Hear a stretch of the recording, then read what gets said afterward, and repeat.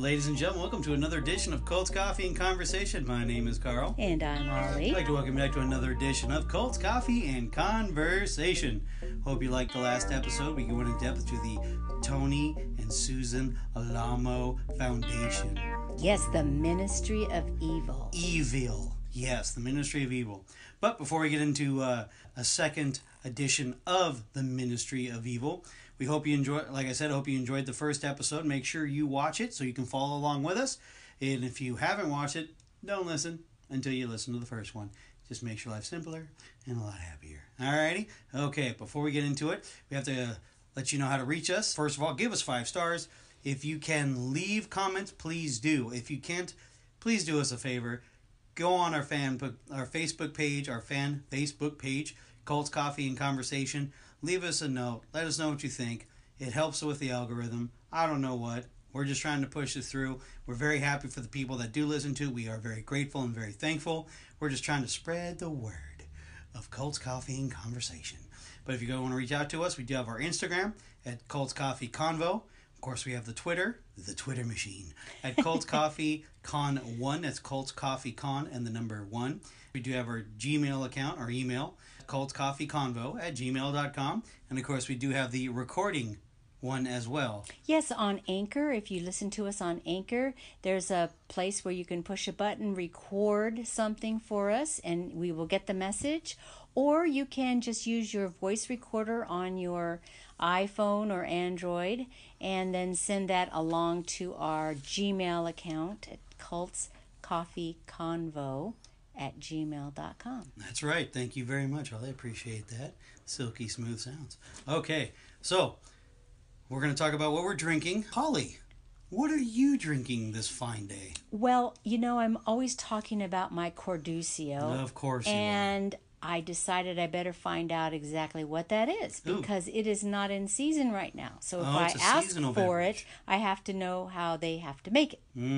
So basically a Grande Cordusio is 2 pumps of mocha with whole milk, no whip. Where's the coffee in it? Well, the mocha, I don't know. Well, there is coffee. I'm pretty sorry. I'm like, okay, well, I'm picturing 2 pumps of mocha, whole milk. So you have a chocolate milk. I know. Well, they probably assumed what when they do the coffee part, they probably do 2 somethings of it, right? Is it a hot beverage? It's hot, yeah. So it's Okay, well, we'll have to get back on how much coffee they put in there. Just out of curiosity, I was like, well, I'm having the new Ariana Grande drink, as they're calling it. What? The cloud of foam latte, because that's what she loves. And of course, you can't go wrong with, Ariana, because Ariana is like the best. She's a grande. Ooh, I bet you she probably gets a grande. But yes, I'm doing the cloud foam latte with caramel. Not too fan of the cinnamon. Sorry, not a fan, but hey. The caramel is fantastic. I love it. Anyway, I get it cold, by the way. Do not get it hot, because for some reason, you know what? I'm going to make a decision. I'm going to have one tomorrow, hot, just to compare and contrast. To be continued. All right, here we go. Back into the the Tony and Susan Alamo Foundation. We left off the previous episode. They were going to move to Arkansas. Yes, and we had those reasons was because of the Bible Belt. It was something where Susan knew about it and less regulation, less scrutiny. Well, she's from Arkansas. Yes. Yeah, so. This episode starts with an overview of the property. Yeah. And it's a large property. It's huge. It has a huge house. And that's where the Alamos stay. And the followers have dormitories that they get to stay. Oh, of course. I mean, why would they not have their own houses? But anyway. And the people in the town, it's a small town of Dyer, near Dyer, Arkansas. Yeah. And the people of the town thought they were weird. Well, yeah. I mean, you're bringing in 300-400 people. And they figured it was a cult. Right. So they decided to try to reach out to their neighbors, that we were going to be good neighbors. Oh, yeah, they did that little picture book. What was it? It's called the Foundation book. That's right. And they showed the children in the swimming pool and happy and everybody. The playground and all that kind of stuff, yeah. And where one of the girls was saying that there's a picture of me and my sister right there, happy as could be, and we probably were at that time.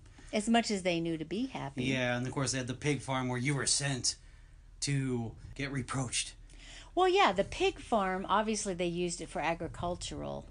Of course. I mean, there were huge hogs in there, so there was some fresh bacon at the Alamo restaurant. But they did use it as a punishment farm, too. Of course. I mean, yeah, to all you people out there who are listening who may be pig farmers, we do appreciate your bacon and your sausage. Of course, Farmer John. No, Jimmy Dean. Oh. Ooh, fight. All right. Hormel. How dare you. Anyway, so let's go ahead and get in further. Of course, you have a lot of people showing up talking about their master manipulators, and they know how to use the media to their advantage, yes, of course. Tony and Susan definitely did know how to use the media. You see the images that they were showing that, there's Susie overlooking them, and of course, like the previous episode, that they were very good actors and they know how to play it off and things of that nature. Well, there was an editor, a former editor of the Southwest Times Record. Oh yeah, Jack Mosley. And he talked about how they had opened up many businesses in that area. Yeah, they did. They had a grocery store, a service station, and a restaurant. They were very well dressed, and they drove Cadillacs. Yeah, the Cadillac Ministry is what they were calling it. And then what did he say that Susan would always say that? Well, Susan would say that we are God's children, and God always wants his children to go first class. Yeah. And she would have furs and jewelry.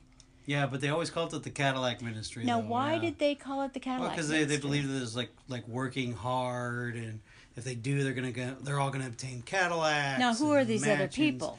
Or the followers? Well, that's what they So the followers were told that they could get that also. They could get that also, but the only ones who are doing the work are them, and the only one who's not doing nothing is them.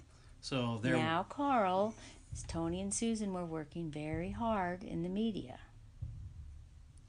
Right. Without Tony and Susan, they wouldn't have a roof over their heads. That's what they're telling them. Uh-huh.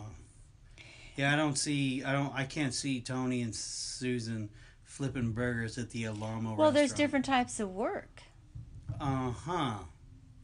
Once again, no. Sorry. Well, let's go into some of the other enterprises that they had. Now, the children obviously were being protected by appearances on this property. Right. Okay? Protected from the world. Part of the threat to keep the faithful in line is to make them appear that there is something that is coming against them. Right. And of course they do that very well. There's a lot of fear tactics in what they do. The fear is like their main weapon. Cultivator. Yes. Main cultivator. Well, Tony and Susan definitely have a celebrity lifestyle. Oh, absolutely. Absolutely.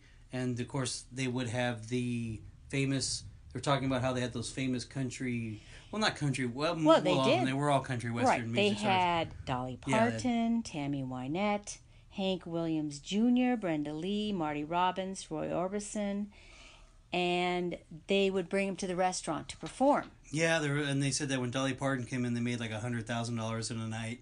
Oh, and don't forget that the Clintons, Bill and Hillary, showed up as well. Did. You know what was funny about that photo? It looked nothing like Hillary. Well, it looked like her daughter. Right, it looked like Chelsea. It did. I thought it was Chelsea. I know, right? It was very, very young, thin Bill. And and I did not.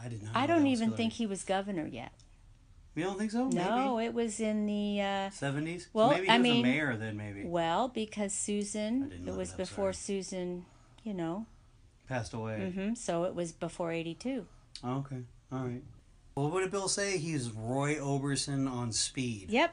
Wow, that's crazy. Tony and Susan were famous. Of course, they had thousands of followers at this point. Yeah. Yep. Millions of dollars, and they're not paying any taxes at all. Must be a nice life. You have Chris Thean. We call her Chris. She has a lot of very interesting phrases she likes to say, and they're gems. All of them are gold. But there's this one here. Was it Mama? Okay, you remember I will this tell. One very yes, well. I do.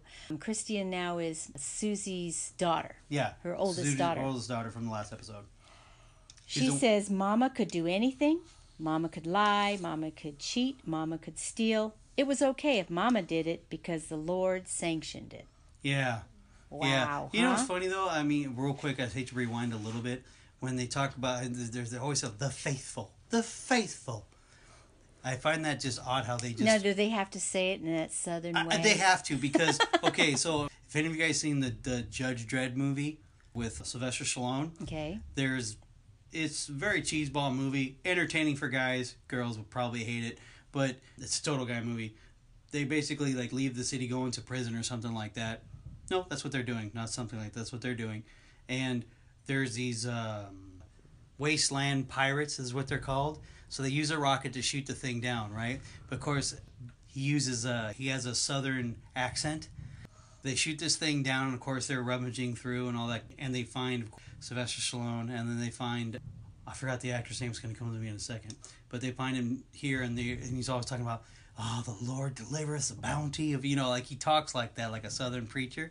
He looks at Judge Dredd, who is Sylvester Stallone, and he's like, oh yeah, the Lord giveth the meat for us to consume, or something like, because they're cannibals. Of course, the other actor goes, amen, brother, tell it on the mountain, right? So, my, from the city of sin, do we have one of the faithful, right? And then, of course, when you had the editor in this TV thing, the faithful, I just signed it just very... Okay. I'm sorry, I just went on a tangent. That was a very long tangent. Yeah. But I'm sorry, the faithful. Every time I hear the faithful.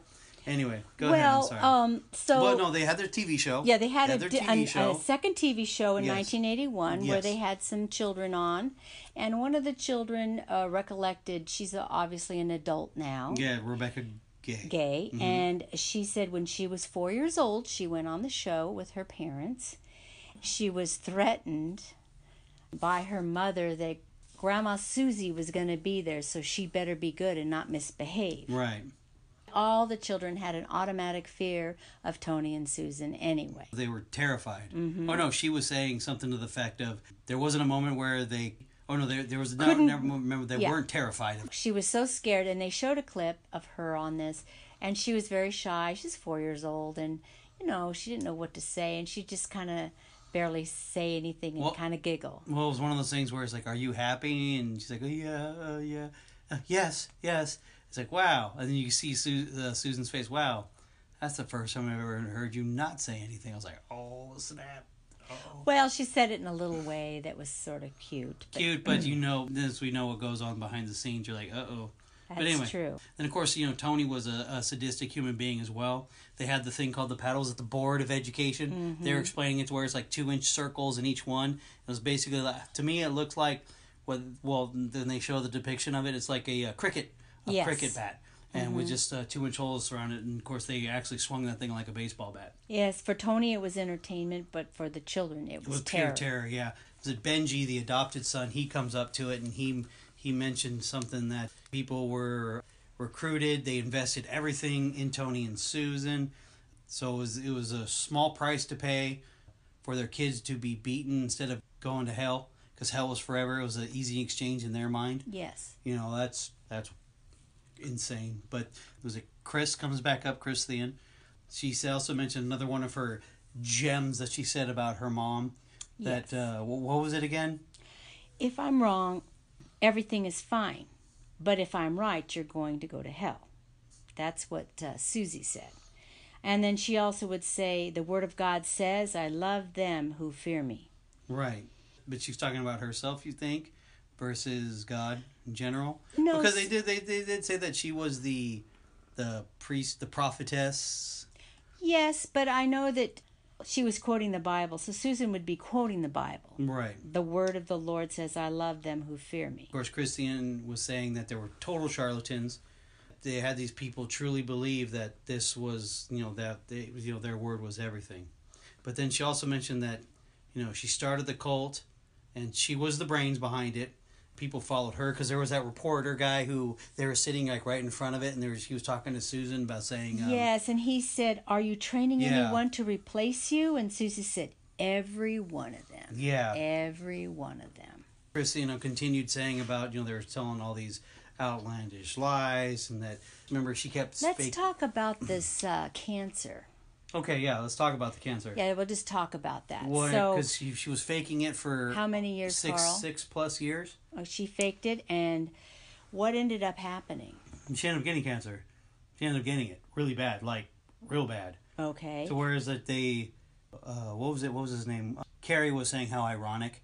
When the surgeon did the operating on her, he just basically had to sew her back up. Yeah, because it was spread all over her body already. I think that what Chris said was her mother was totally surprised when she found out that she had cancer.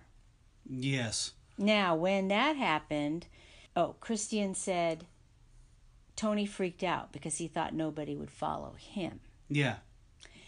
And she said, as long as my mother was alive, the brutality was still brutality, but it wasn't like it became when Tony took the place over. Yeah, I went to a whole different sadistic. Well, he was sadistic, so it went up to that level of out of control behavior. Now, when Susie got sick, they stopped coming to church. Yeah, and you see that image of her coming to the window and waving to the kids. Mm-hmm. And when I first saw that, it kind of freaked me out. Well, it appeared that she had her wig on, she had like a bathrobe, and she just kind of waved behind the window, and the kids were, hi, Grandma Susie, kind of thing. Yeah, she looked really bad. Mm-hmm. She looked really bad.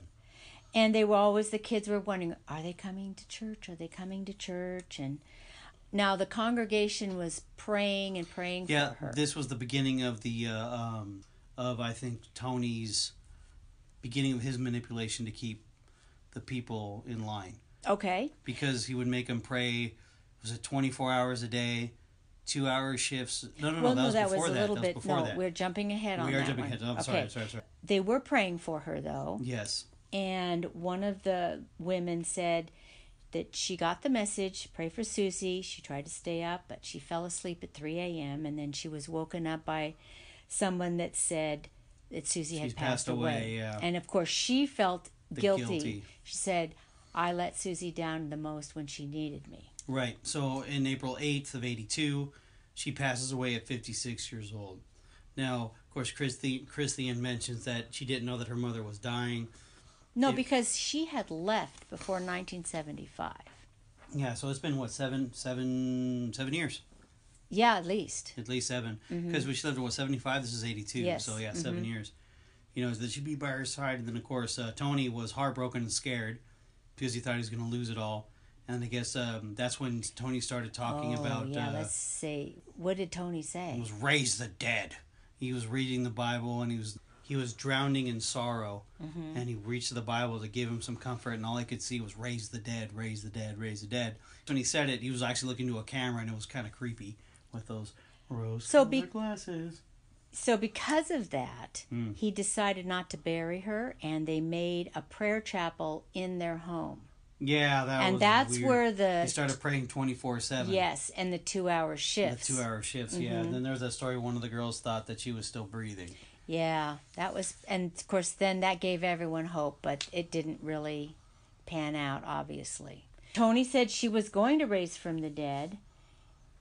How long was it before she was buried? And that's the weird thing, because I think it was an open casket. Yes. This entire time. So it was like a year, a little bit more than a year. Mm-hmm. Holy smokes, that's because the news story was saying when it popped up, because they were trying to find either a place to bury her, or a mausoleum, or Well, I'm kind of wondering, and I'm going to still leave it out there as a question mark, because it appeared it was about a year from the newscast that was on this episode. But then later on somewhere, I don't know if it was in a preview that we haven't seen yet, that it might have been more than a year. Oh, God. Okay. Because I know that they were mentioning that someone told Tony that the body was starting to rot. And they had to bury her. They had no choice but to bury her. So he did get a mausoleum. He put her in there and said, you know what, God can raise her from the dead. Yeah, if he can get her out of the mausoleum and raise her from the dead, yeah. But, of course... that didn't happen. Now, I wanted to go over one last thing about this before we go to the next part. Is that Rebecca Gay's father... Oh, yeah, was in the story room. When she was passed away. Was in the room shortly before Susie died, and Susie grabbed Tony's collar, pulled him down, close to her mouth and told him, "You are going to destroy this place. Let these people go. Don't continue it. It's wrong." But he didn't listen, did he? And of course, here's my thing on that when we talked about earlier. She created it, apparently, according to Christian. She lived her lavish lifestyle. She got to do everything she wanted to do. Now it's at an end. Was it, guilt? This is my thought. Look, if he let the people go, he still had all the businesses. Although he would have had to convert them, at this point, he was still using them as volunteers. Right. So he's looking at losing a lot of money. But how much money did he need? He had a lot of money. Yeah. He could have let everyone go or hired them back. I don't know. Right, and just kind of converted it over to an actual working enterprise, ministry, and then just let the people do what they wanted and stop browbeating them. Yeah. Yeah, I mean, it's the big what if right there. Well, let's go on. Yeah, okay, I'm sorry. No, that's okay. I said to just kind of throw that out there. Of course, obviously Tony continued, and then there was the government started to step in. So they started investigating these businesses for not paying wages and overtime. Yeah, we're saying that Tony felt that there was a... What was the phrase again? It was Susie was smart enough to avoid the federal government, but Tony was too dumb or something. Yeah, to that effect? Susie wanted to avoid investigation. Tony was too stupid to do that. Yeah, that's what it was. And... yeah, he was incapable of running the foundation. So, well, Susie knew that. Yeah, Susie knew he was not. That's why the brightest. she wanted him to stop. Yeah, but of course the lawsuit went to trial 3 weeks later after Susie passed away in '82, and Tony told the group that he was in court fighting the one world government, fighting for fighting off the evils of the world, and there was that they were mentioning the beast. The government was the beast. Well, he had probably some last end times prophecy kind of thing going probably. On. We don't, at this point, know what their actual beliefs were. Yeah, we don't. We don't know, like, how they felt about the end times or how they felt, all these things. We don't know why it's always, the hell was always, over their heads when they also had Jesus Christ. So I'm not sure how they positioned that, but that was the common tactic of a cult group, is to find an outside enemy, an outside threat, an outside boogeyman. Yeah. And Tony's boogeyman was the government. Of course. So the followers were questioned by the government, yeah. And the followers said, "We don't expect to get paid. We get our needs met by the foundation." Which was true. I mean, you can't... Yeah, but they hadn't... If they would have even gotten a minimum wage, and then their overtime is state dictated, because every state's different. Yeah, it's different, yeah, okay, different laws, yeah. They would be paying taxes to the state and federal, and they would just sign over and the they would check, also have paid into the Social Security. Yeah. And then they would have actual money to spend. Right. Well, because remember the government said that there would probably be no investigation if they did pay them, because there's nothing wrong with them turning their checks over to the foundation, but they still have to receive a paycheck. Yes, that's exactly right. So what happened was that the court ruled that the foundation owed $19 million in back wages and an overtime. That's a lot of money. So when Tony kept he appealed this decision. Yeah. So that way he could stall, appeal, stall. Always doing that. So as that's going through the process of appeal, he is still making money, still having the volunteers. Nothing's changed. Right. Yeah. And then was it in '83? He refused to keep things on a computer. The government not to keep tabs on him. Something to that effect. Yeah, I think that maybe he thought he could just burn the records real quick or shred them. I'm not sure why he thought that they couldn't just raid it and find all the paperwork there. Who knows? No, he wasn't that intelligent. No, he was not. Now, of course, the IRS did a continued investigation. At that time, they were living lavishly. He bought gold coins, silver bars, statues and antiques. They all drove Cadillacs and they traveled a lot. So that sounds kind of familiar. Well, it appears that a lot of these rich, religious, I don't know what you want to call them. Leaders, yes. they do have lavish lifestyles. Yeah. Yes. My name is Bhagwan. That's true. It's true. Rolls Royce. But yeah, so of course Tony did not, how much, he never knew how much the foundation was worth, but they said ballpark is like, what, 50 mil, something like that. Yeah, he knew That's how much it was. Actually in 84? Mm-hmm. That's a lot of money in 84. Christian said, my mother made him a multimillionaire. She couldn't do much about making him a man, but she made him a very rich psycho. Oh, man. There's Christian again with her golden gems. And, of course, there's Jessica Cooper. She had a lot to say in regards to how about Tony becoming a monster, saying, quote, Tony became a monster. He was yelling from the pulpit, chewing people out. It was as if he was really hated everybody. And people took it, and when he saw people took it and didn't leave, it just kept getting worse. So this is where you see him going to that really super dark path. Sue B, she also mentioned that after Susie died, the spankings really got ramped up. Tony would be on like the speakerphone and saying how many swats the child would get. Then they would have grown men who actually would lift the child in the air, and another would get the Board of Education, and like a baseball bat, they would tell them to chop wood. That's what he would tell them to do, was chop wood. So basically, if you ever swung an axe before and chopped the tree down, I have, and you got to put your umph into it, which is pretty sad. Yeah, because you're talking about a child's body. Yes.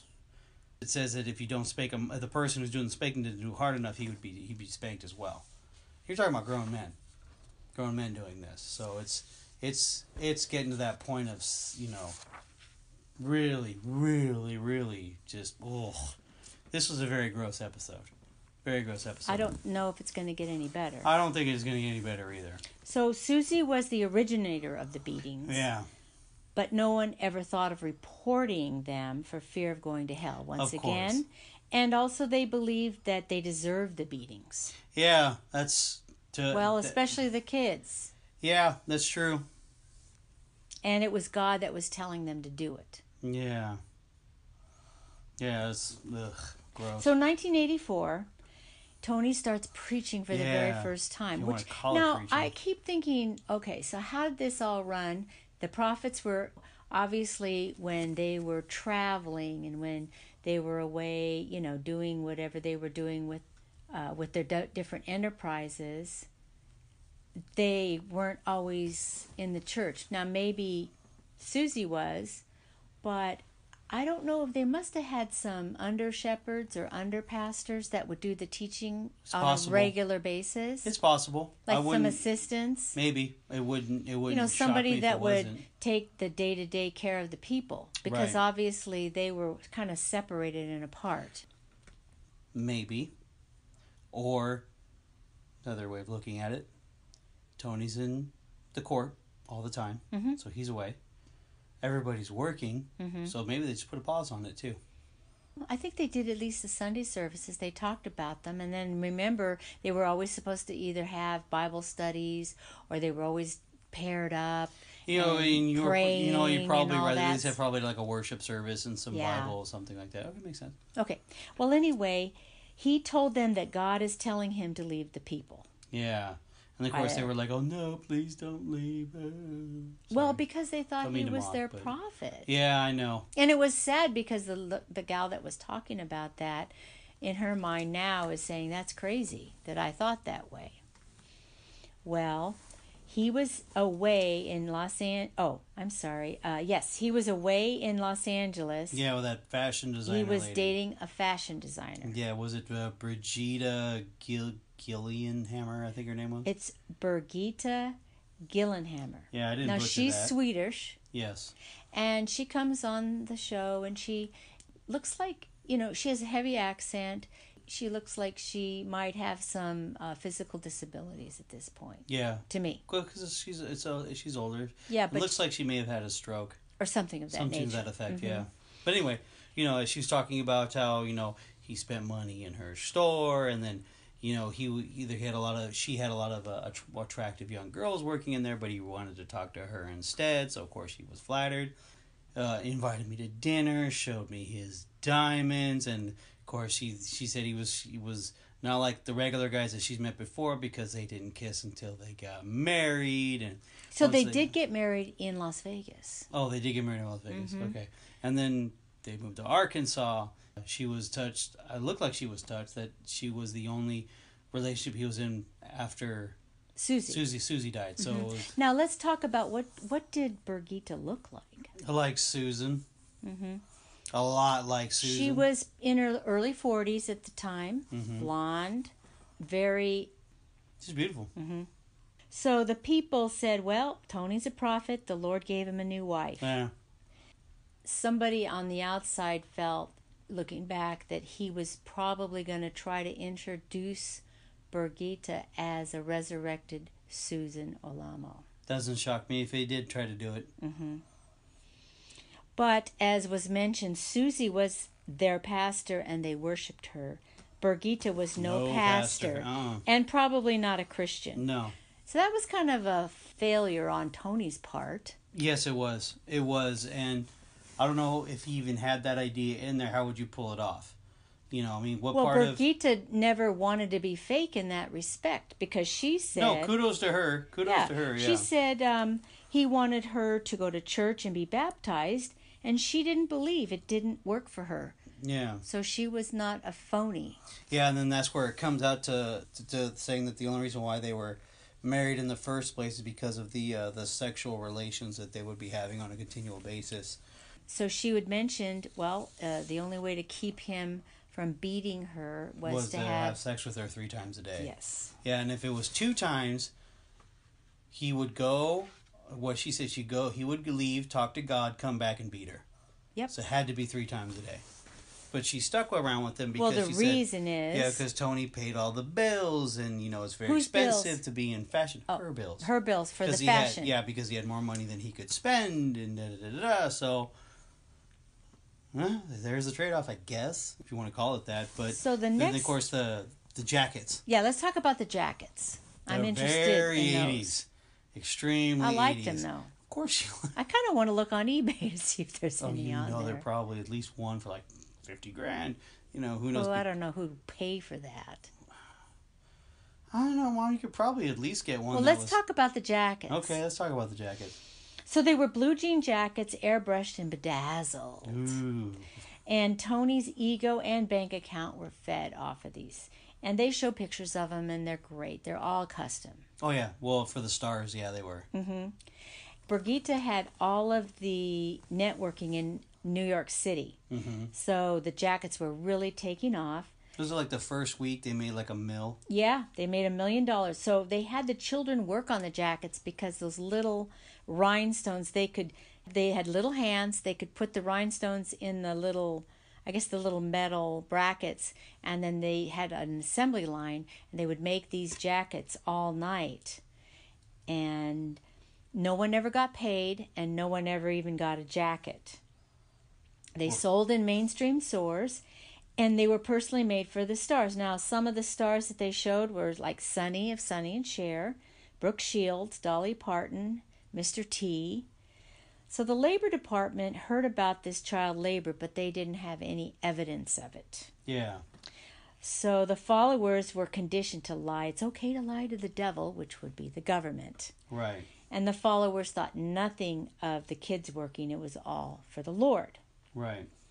So in 1985, the U.S. Supreme Court upheld this verdict in the Labor Department case against the Alamo Foundation. And Tony was required to pay his workers. Oh, yeah. 4 months later, the IRS retroactively revoked the Alamo Foundation's tax-exempt status. So that means that they owed taxes from all the way back. Yeah. So that could be a decade. Or more. Mm-hmm. It was $7.9 million in taxes. Now, remember, it was $19 million in back wages and overtime. Yeah. So you're talking about 19 plus, but we'll say 8. You're talking over half of what he, allegedly what the foundation was worth was going to be eaten up by just in taxes and But the thing is if he did pay the followers, then he could always have him sign back part of the money. Hey, they did it before. Mm-hmm. You mean paying the faithful? So he continued with his businesses and made money. Of course. Now, he had nothing in his name. Yeah, see, that was the trick. That was, he had an access to a full-blown bank account, but didn't have, was it the, I don't want to say responsibility, Well, what happens is if you are a foundation, an organization, 501c3, or even if you have a legitimate business, you can use the revenue and funds for the business. So if you need to drive around for the business, you need a car. If you need to travel to do business things, you can fly. You know, these are all first class. Yeah, there's things you can do. Right. That's what he would do. He used all the funds of the foundation to further his lifestyle. Hence the fashion, hence the Tony Alamo Foundation jackets and stuff. Okay. Mm-hmm. No, and then he told Birgitta, you know what, if you divorce me, you get nothing. You don't have, she's not entitled to anything. Right. And if she stayed for what, like 2 years? Yes. Less than 2 years in the marriage? She said that I loved him, but he turned into the devil. He tried to strangle me many times. Yeah. He said if I ever left him, the Lord would kill me. He was preaching the Old Testament. You can have several wives. He was looking at young girls. He had eyes on them. Yeah. He also scared her for many years by having her followed, because she went back to Los Angeles. And he was crazy, and his followers were brainwashed. This is what she said. Yeah, that's what she said, yeah. Mm-hmm. Carrie shows up talking about how he was the Teflon pastor, instead of like John Gotti, the Teflon Don. Tony was telling Carrie that he could take a switchblade, cut someone's throat, and let everyone in the cult would watch and say that he was it right thing to do because he was the prophet of God, something to that effect. Now, if he said that, like especially when he used the word cult, Carrie would always say it was a cult. Yeah. That was just Carrie's word for it, because I also picked up on that. Yeah. I just think that Tony would say either the people, the followers, the congregation of some sort. Now that shows a lot of arrogance and hubris. Very hubris. Mm-hmm. Very, very hubris. Tony was a master at evading the law. Yeah, see, that's the one thing I find interesting, that he was dumb enough to attract it, but smart enough to evade it. Mm-hmm. Yeah. But they kept hammering at him. Yeah. He was too slippery is what they said. Mm-hmm. And, of course, they had missionaries, New York, Dallas, Los Angeles, and then, of course, they expanded out. This which made me laugh, and I know it made you laugh as well. They moved to Miami because of Miami Vice. Yeah, because of the show Miami Vice, and they wanted to get in on the real estate boom. Now, wasn't Miami kind of built by the cocaine industry? It was built definitely specifically by the cocaine industry. There is one of my favorites, there's a 30 for 30 show, and they talk about the University of Miami, which is my love, my passion. I just have a love for the university. They're talking about how when the 80s came around, and they said that at that time they had so many students, because the football team was successful, is that people would pay their 4-year tuition in cash. Ugh. So imagine being a college student, going to University of Miami, paying your 4-year tuition straight cash. Well, because of that type of behavior and all the cash that was flowing, now we have very stringent money laundering laws in the banking system. Oh, of course, because the banking's the ones who laundered the money. Yes. Openly did it, yeah. Now, you haven't seen Scarface? Watch it. It talks about it. Anyway, go ahead. I'm sorry. Well, we're going to go into this Miami phase because there's a very important... Extremely important. Mm-hmm. Now, it has to do with Carrie. Yes. Now, Carrie went down there to Miami. Yeah. He lived in an apartment complex and met a young man named Justin. Justin. And he was a cute little kid. His mother was troubled. She had epilepsy, but also a drug addict, and she was a single mom. Yeah. She was pretty overwhelmed trying to raise him, but Carrie liked him, and he put food in the fridge and had him, come anytime, and he would hang with him a lot. So when he had to go back to the Ridge in Arkansas, I asked if Justin could come with him, and the mom said, fine, Yeah. He went to live with Carrie and Carol. They were married on the ridge. And then Justin got word that his mother had passed away. So he just stayed there with Carrie and Carol and was adopted. They adopted him, yeah, because they didn't have any children. Justin was full of life. He was funny, and he had kids to play with. And so he fed it. He from where he was coming from, just on the streets, being by himself.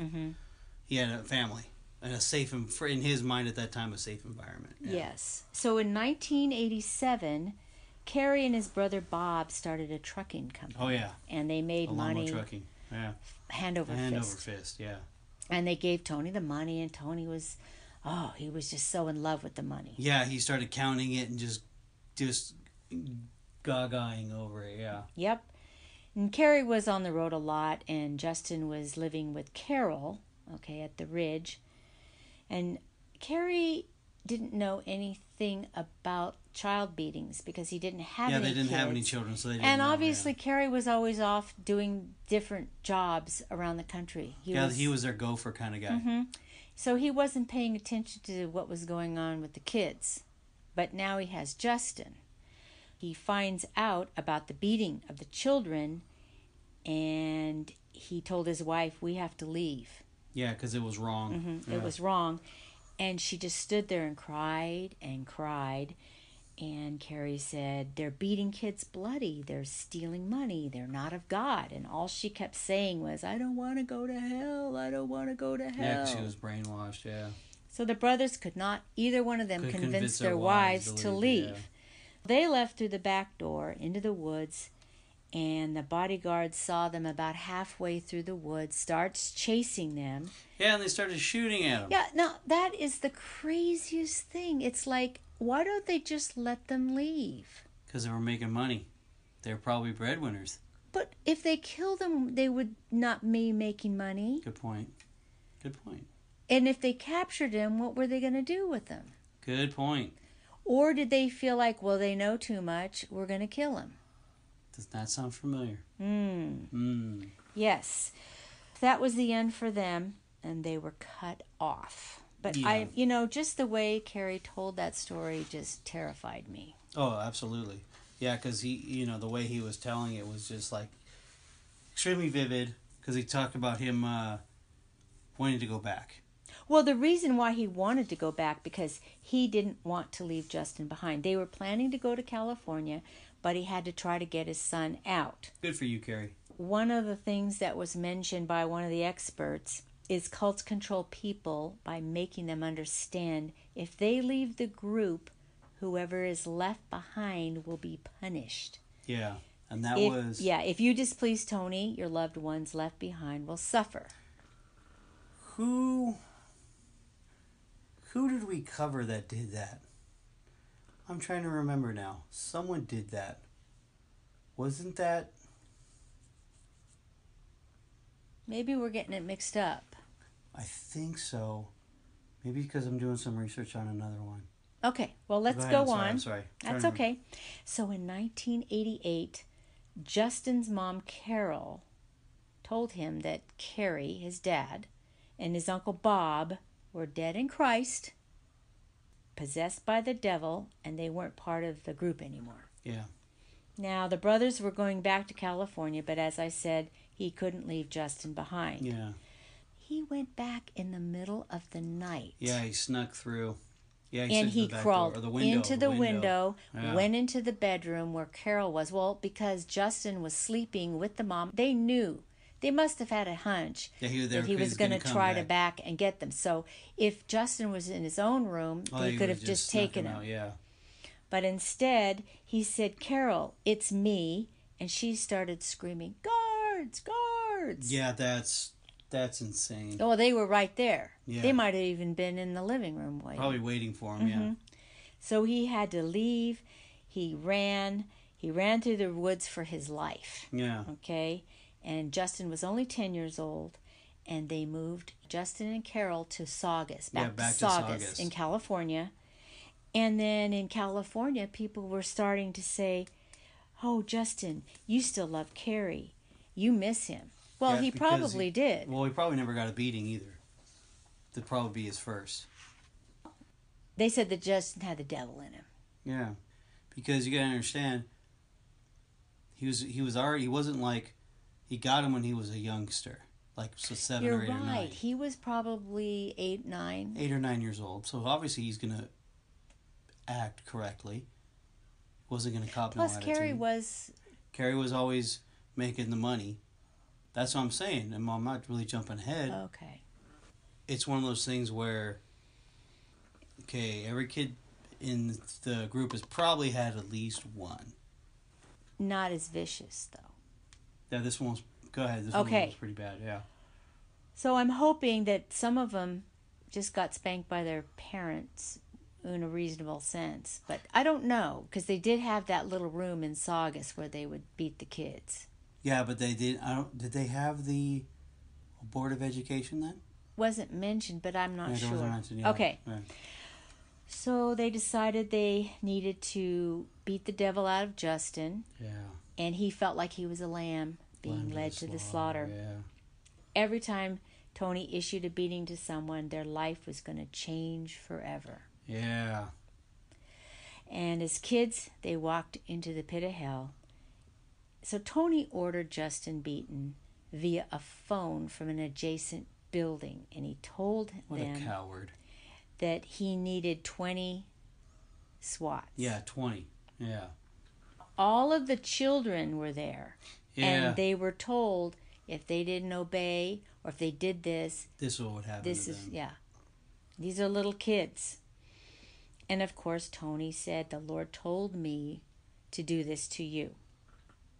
So they stretched him out, like on over a sofa. The arm over a sofa. Uh-huh. They started swatting him. Yeah, well, the orders was it to start chopping wood. Mm-hmm. Oof. And they put all their effort into it. He's a 10-year-old boy. 10. Mm-hmm. He's 10. When one got tired, they just get another one to come into his place and start again. Yeah, they were saying that these were lumberjack-sized guys, too. They were huge. The moms were there, too. There was blood everywhere. And Justin looked at his mother, Carol, and said, "It's not fair."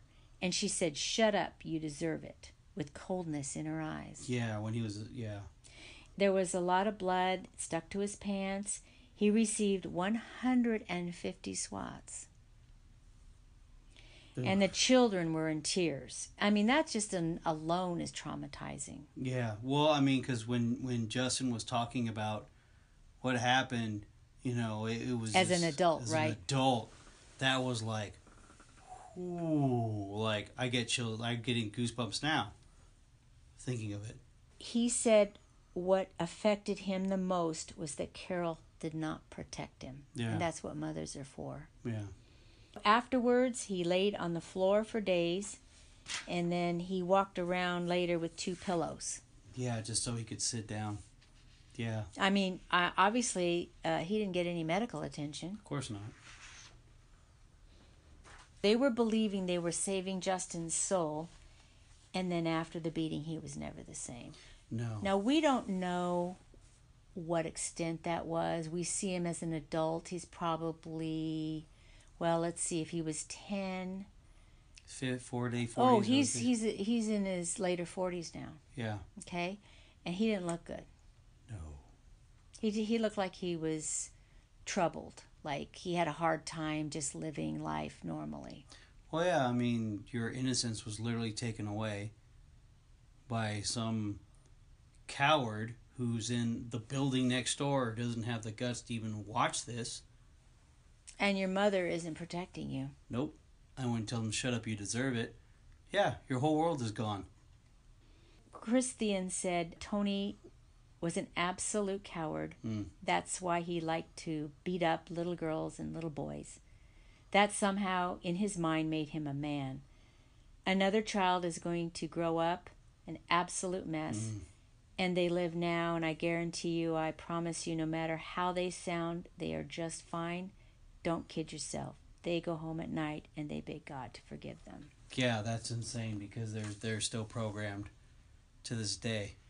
Right, and we don't know the end of this foundation yet. No, we don't. But obviously, if it started in the early 70s and now it's 2019, Tony only died 2 years ago. He probably had control in prison.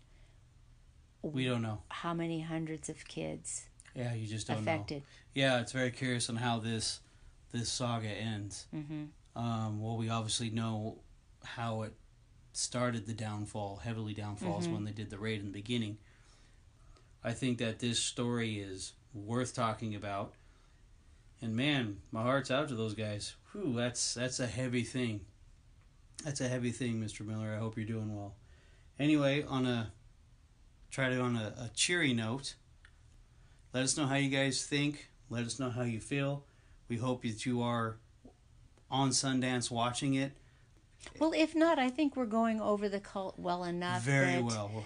You would get your curiosity piqued to even just to look up any more about it, or if not, at least you're now aware of this foundation, and maybe keep your eyes and ears open wherever you are if there's some kind of activity similar to this. Yeah, and I think it's good that the networks as a whole, not as a whole, but some of them are kind of looking into this as well, and kind of at least exposing what's really going on. And it's unfortunate because it does put a light on other people's Christian beliefs. Yeah, and it makes it hard for the true Christians. Yeah, absolutely. So anyway, on that note, once again, guys, let us know how you feel.